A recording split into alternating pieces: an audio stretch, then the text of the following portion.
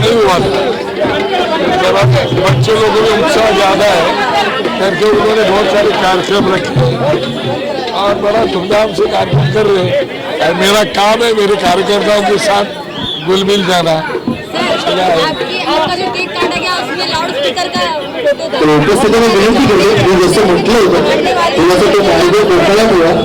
देखो अभी कौन सा केक लाता है मुझे पता नहीं होता है।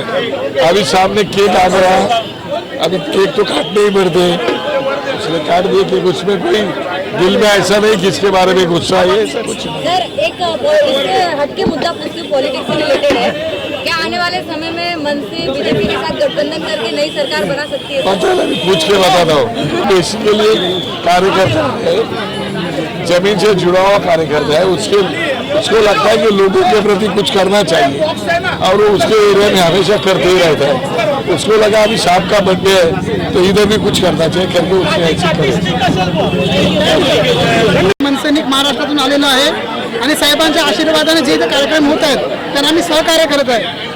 आणि जो भोंग्याचा विषय आहे, जो केक आम्ही दिलेला आहे, तो कार्यक्रम आम्ही सतत चालू ठेवणार आहे। तो बंद नाही झाला तो विषय संपणार नाही आहे। धन्यवाद।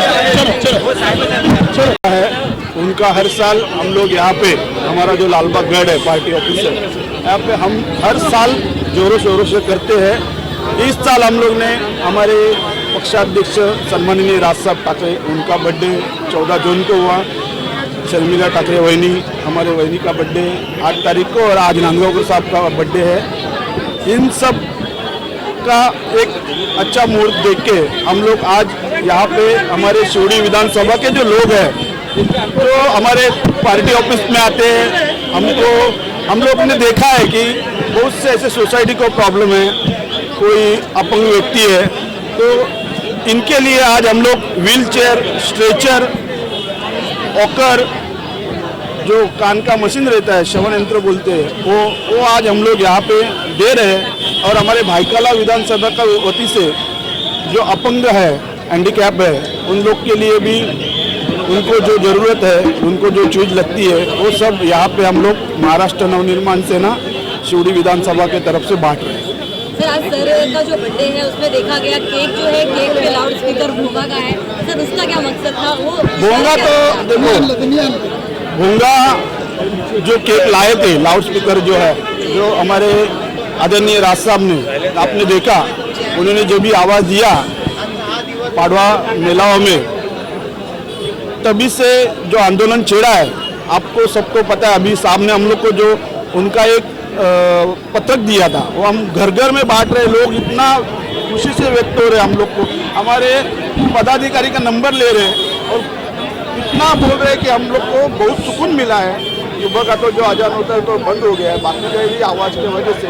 और ये भोंगा ही हमारा लाउड स्पीकर, ये हमारा आंदोलन का अभी मेन था।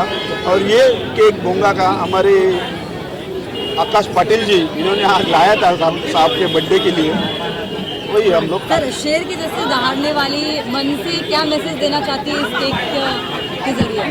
वो तो हमारे सामने राज साहब ने जो मैसेज देना था वो दे दिया है।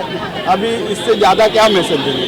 सर आज बर्थडे के उपलक्ष्य में वाटअप किया जा रहा है। आकाश पाटिल सर, उन्होंने भी काफ़ी कुछ किया, उनके बारे में आप क्या कहेंगे? आकाश पाटिल जी ने यहाँ पे नांदगांवकर साहब के बर्थडे के लिए अच्छी अच्छी चीज़ें जो हैंडीकैप लोगों को लगती है वो हम लोग को स्पॉन्सर की है।